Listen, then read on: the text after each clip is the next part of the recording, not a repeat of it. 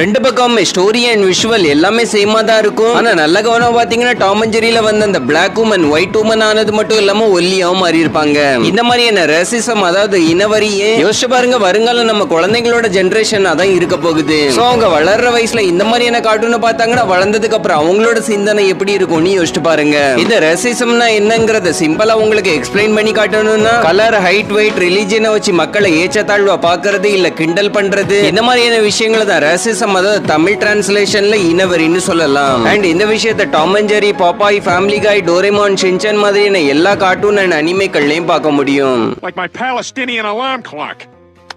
Allahu Akbar! So வாங்க இன்னைக்கு நம்ம இந்த வீடியோல குழந்தைகளை கெடுக்கிற ஒரு சில வித்தியாசமான விஷயங்களை பத்தி தான் இன்னைக்கு நம்ம பார்க்க போறோம். அதுல ஃபர்ஸ்ட் டோரேமானை பாத்தீங்கன்னா 2020 ஒலிம்பிக்ஸ்ல ஆபீஷியல் அம்பாசிடரா சூஸ் பண்ணிருந்தாங்க. இவ்வளவு பொறுப்பான விஷயத்தை டோரேமான் கிட்ட ஒப்படைச்சதுக்கு அப்புறமும் டோரேமான்ல நமக்கு தவறான விஷயங்களை இதுக்காக கத்து தர்றாங்க. அதுக்கான ஒரு எக்ஸாம்பிளுக்கு டோரேமானோட இந்த பாடி பில்டர் எபிசோட பாத்தீங்கன்னா, இந்த எபிசோட்ல ஜியானா அவனோட பைசப்ஸ காட்டி ஷோ அப் பண்றத பார்க்க முடியும். இதே மாதிரி எல்லாரும் அவங்களோட பைசப்ஸ காட்டினதுக்கு அப்புறம் கடைசியா நோபிதாவோட பைசப்ஸ் காட்டுறதுக்கான டர்ன் வரும். ஆனா அவனோட பைசப்ஸ் எலுமிச்சபழம் மாதிரி சின்னதா இருக்கிறனால அதை பார்த்து அவனை கிண்டல் பண்ணுவாங்க. அதுக்கப்புறமா சிசுகா முன்னாடி பட்ட அந்த அவமானத்தை தாங்க முடியாத நோபிதா டோரேமான்ட்ட போய் ஒரு சொல்யூஷனை கேட்பான். அப்பதான் டோரேமானோட இந்த கிளே கேஜெட்டை வச்சு நோபிதா பாடி பில்டர் மாதிரி ஆகுறத பார்க்க முடியும். அண்ட் அதுக்கப்புறமா அந்த கேஜெட்டை பயன்படுத்தி நோபிதாவோட ஃப்ரெண்ட்ஸும் அவங்களோட மூக்க பெருசாக்குவாங்க, காலை பெருசாக்குவாங்க. அண்ட் இதெல்லாம் பார்த்து கடுப்பான ஜியான் தன்னோட பாடியிலையும் சேஞ்சஸ் கொண்டு வர்றதுக்கு விரும்புவான். அதுக்கப்புறமா அவனோட பாடியில அவன் இந்த கிளே அள்ளி பூசிட்டு பலசாலியா மாறுறத பார்க்க முடியும். இந்த எபிசோடோட மொத்த கான்செப்டே நல்லா நோட் பண்ணி பாத்தீங்கன்னா முழுக்க முழுக்க பாடி ஷேமிங்க பேஸ் பண்ணி தான் இருக்கும். அதாவது இந்த எபிசோட்ல அவங்களோட ரியாலிட்டியை மறைக்கிறதுக்காக இந்த கேஜெட் மூலமா அவங்களோட பாடிஸ்ல சேஞ்சஸ் கொண்டு வர்றாங்க. இந்த எபிசோட்ல இவங்க இந்த மாதிரி பாடியில சேஞ்சஸ் கொண்டு வந்தனால அவங்களோட பாடியில எதுவும் பிரச்சனை வந்துச்சுன்னு சொல்லி இந்த எபிசோட்ல காட்டியிருந்தாங்கன்னா அது ரொம்பவே நல்லா இருந்திருக்கும். ஏன்னா அந்த மாதிரி காட்டியிருந்தா குழந்தைகளுக்கும் பாடியில சேஞ்சஸ் கொண்டு வந்தா அதனால பாதிப்பு வரும்ங்கிறது புரிய வரும். ஆனா இந்த எபிசோட்ல பாடி ஷேமிங்க மறைக்கிறதுக்காக என்ன வேணாலும் பண்ணலாம் என்கிற மாதிரி காட்டியிருப்பாங்க. சோ டெஃபினெட்லி இந்த எபிசோடெல்லாம் குழந்தைங்க பாக்குறதுக்கு ஏச்சது இல்லன்னு தான் சொல்லி ஆகணும். வாங்க அடுத்ததா ரேசிசமா ப்ரோமோட் பண்ண கார்ட்டூனான பாப்பாய் பக்கம் போவோம். ஒரு நேரத்துல குழந்தைங்களோட மோஸ்ட் ஃபேவரட்டான கார்ட்டூன்கள்ல ஒண்ணுதான் இந்த பாப்பாய் தி சேலர் மேனும். இந்த கார்ட்டூன்ல என்னதான் கீரை சாப்பிடுறது உடம்புக்கு ரொம்பவே நல்லதுங்கிறத குழந்தைங்களுக்கு கத்து கொடுத்திருந்தாலும் இந்த கார்ட்டூன்ல ஃபைனலா ரேசிசம் என்கிற ஒரு விஷயத்தை கையாண்டுட்டாங்க. அதாவது பாப்பாய் எல்லா எபிசோட்கள்ல போலவே இந்த எபிசோட்லயும் அவரோட எதிரியை தோக்கடிச்சிருவாரு. ஆனா அந்த எபிசோட் முடியும் போது பாப்பாயும் கருப்பினத்து மக்களை அவமானப்படுத்திட்டு போயிட்டாரு.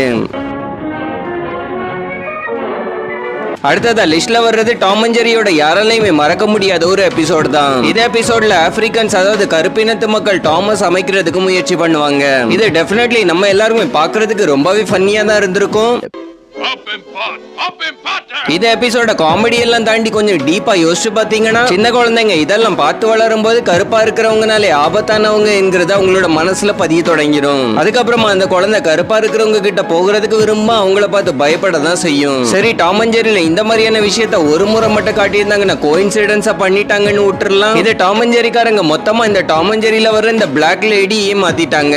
அதாவது ஒரு நேரத்துல இந்த லேடியோட முகத்தை காட்ட மாட்டாங்களான்னு சொல்லி நம்ம எல்லாருமே எதிர்பார்த்துக்கிட்டு இருப்போம். அண்ட் அவங்களோட முகத்தை பார்க்காமலே நம்மளோட சின்ன வயசும் அப்படியே கடந்து போயிட்டு. ஆனா 1960 அந்த லேடியை டாம் அண்ட் ஜெர்ரி ஷோ விட்டு நீக்கிட்டு வெள்ளையாவும் ஒல்லியாவும் இருக்கிற இந்த லேடியை வீட்டு ஓனரா போட்டுட்டாங்க.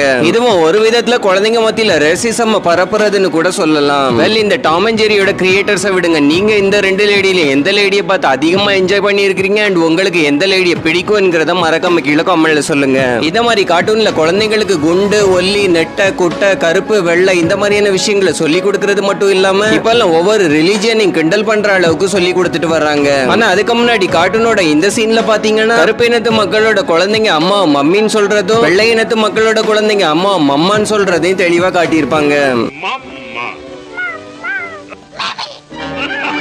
இத நமக்கு வேணா கேக்குறதுக்கு சின்ன ஒரு விஷயமா இருக்கலாம். ஆனா குழந்தைங்க மத்தியில சின்ன வயசுல இந்த மாதிரி விதைக்கப்படுற சின்ன சின்ன வேறுபாடுகள் தான் பிறகு பெரிய பிரச்சனையா வந்து முடியும். ஆனா இப்ப குழந்தைங்க மத்தியில இந்த மாதிரி ரேசிசமா வளர்க்கறது எந்த அளவுக்கு மேல போயிடுச்சுன்னா, ஃபேமிலி காயோட 1999 வந்த ஒரு எபிசோட்ல அப்படியே கேஷுவலா கலாய்க்கிறது மாதிரி நிறைய மதங்களை கலாய்ச்சி விட்டுருப்பாங்க. அதாவது இந்த எபிசோட்ல ஸ்டீவி என்கிற இந்த கேரக்டர் எல்லா மதத்தையுமே கிண்டல் அடிக்கிறத பார்க்க முடியும். அது என்ன, ஸ்டீவி இந்த எபிசோட்ல எல்லா மதத்தையுமே ஒரு ஸ்கேம்னு சொல்லி இருப்பான். அதாவது மதங்கள் வேலைகள்ல இருந்து எக்ஸ்ட்ரா லீவு நாட்கள் கிடைக்கிறதுக்காக உருவாக்கப்பட்டிருக்குதுன்னு சொல்றத பார்க்க முடியும். The whole religion is a sham just so you can get extra holidays off from work. இந்த மாதிரியான விஷயங்கள் எல்லாம் குழந்தைங்க கார்ட்டூனோட உருவத்துல பார்க்கும்போது அவங்களோட மனசுல என்ன பதியும்ங்கிறத யோசிச்சு பாருங்க. அதாவது இந்த மாதிரியான விஷயங்களை குழந்தைங்க பார்த்து வளரும் போது அதுக்கப்புறமா அவங்க வளர்ந்ததுக்கு அப்புறமா அவங்க ரிலிஜன் மேலே பல கேள்விகள் அவங்களுக்குள்ளே எழும்ப தொடங்கிரும். ஈவன் இந்த ஃபேமிலி கையில இஸ்லாம பத்தி தவறான ஒரு நாலேஜையும் கத்து கொடுத்துருக்காங்க. அதெல்லாம் கேட்கும்போது இஸ்லாம்ல உள்ளவங்களுக்கு மட்டும் இல்ல, டெஃபினெட்லி மத்தவங்களுக்கு மனவேதனை ஏற்படதான் செய்யும். அது மட்டும் இல்லாம இந்த ஃபேமிலி கையில இந்து மதத்தை பத்தி கிண்டல் பண்ணி இருக்காங்க. அண்ட் ஈவன் இந்தியன் காட்ஸையும் கெட்ட வார்த்தை போட்டு திட்டுறதையும் இந்த கார்ட்டூன்ல பார்க்க முடியும். இன்னைக்கு இந்த ஃபேமிலி காயோட கார்ட்டூன் எபிசோட்ஸ் 3.33 மில்லியன் பீப்பிள் பார்த்துக்கிட்டு இருக்காங்க.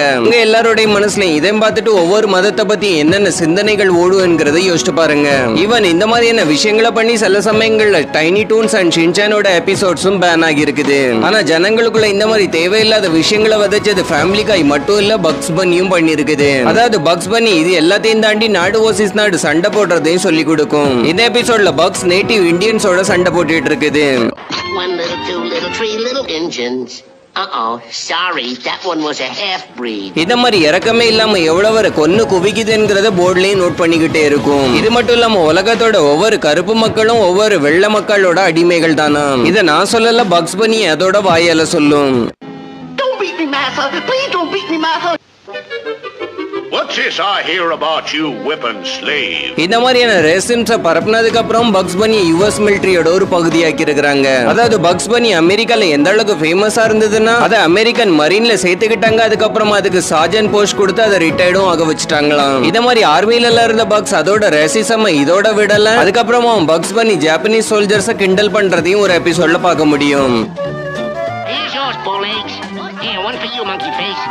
Here you are, Slater. இதுல பக்ஸ் பன்னி ஜாப்பனீஸ்காரங்களை குரங்கு மூஞ்சி சின்ன கண்ணுக்காரங்கன்னு எல்லாம் கிண்டல் பண்ணும். இந்த மாதிரி கார்ட்டூன்ல காட்டப்படுற விஷயங்கள் எல்லாம் கொஞ்சம் நல்லா யோசிச்சு பாருங்க. இந்த மாதிரியான விஷயங்கள் எல்லாத்தையும் தான் நம்ம எல்லாரும் சின்ன வயசுலயும் பார்த்து வளர்ந்துருக்கிறோம். அண்ட் இந்த மாதிரியான விஷயங்கள் எல்லாம் அடுத்த ஜெனரேஷன் குழந்தைகளையும் எந்த அளவுக்கு பாதிக்கும்ங்கிறத யோசிச்சு பாருங்க. அது மட்டும் இல்லாம இப்ப குழந்தைங்க கார்ட்டூன் எல்லாத்தையும் தாண்டி அனிமே பாக்குறதுனால எந்த பாதிப்புகள் ஏற்படுதுங்கிறத பாத்தீங்கன்னா, அனிம் பாக்குறதுனால என்ன பிரச்சனைன்னு நீங்க கேட்டீங்கன்னா உங்ககிட்ட ஒரு உண்மையான இன்சிடென்ட் ஷேர் பண்ண விரும்புறேன். 14 வயசான ஒரு ரஷ்யன் பையன் அவனோட ஃபேவரட்டான அனிமே கேரக்டர் இறந்து போனனால 100 ஃபுட் உயரத்துல இருந்து கீழே குதிச்சு இறந்து போயிட்டான். அண்ட் போலீஸ் அந்த பையன் ஸ்பாட்ல இறந்து போயிட்டதா சொல்லி கிளியரும் பண்ணிருந்தாங்க. அண்ட் அந்த இறந்து போன ரஷ்யன் பையனோட அப்பாவும் என்ன சொல்லியிருந்தாருன்னா, அவங்க பையன் எப்ப பார்த்தாலும் கார்ட்டூன் அண்ட் அனிமையை தான் பாத்துக்கிட்டே இருப்பானா. அண்ட் ஒரு கட்டத்துக்கு மேல அவனால நிஜ வாழ்க்கை எது கார்ட்டூன் வாழ்க்கை எதுன்னு வித்தியாசம் கண்டுபிடிக்க முடியல. ஆனா இறக்குறதுக்கு முன்னாடி அந்த பையன் அவனோட சோசியல் மீடியாக்குள்ள இது பிளானிங்கான ஒரு எண்டிங் தான் சொல்லி ஷேர் பண்ணிருந்தானா. அண்ட் அந்த பையன் செத்ததுக்கான காரணமா அவனோட ஃபேவரட் கேரக்டரான நருட்டோல உள்ள இட்டாச்சியை கொன்னதுக்காக தான் சூசைட் பண்ணதா சொல்லப்படுது. ஆனா இந்த நருட்டோவால ஒரு பையன் இல்ல இன்னொரு பையனும் இறந்து போயிருக்கிறான். நருட்டோல மண்ணுக்கு உள்ள அந்த வெளியே வந்து அடிக்கிற மாதிரி ஒரு ஃபைட் சீன்ல காட்டப்பட்டது போலவே பண்றதுக்காக முயற்சி பண்ணி ஒரு 10 வயசு பையன் தன்னை மண்ணுக்குள்ள புதைச்சு வச்சுக்கிட்டான். ஆனா அந்த சின்ன பையன் பண்றது முட்டாள் தானேங்கிறது புரிஞ்சு அந்த பையனை வெளியெடுக்கிறதுக்குள்ள எல்லாமே முடிஞ்சு போச்சு.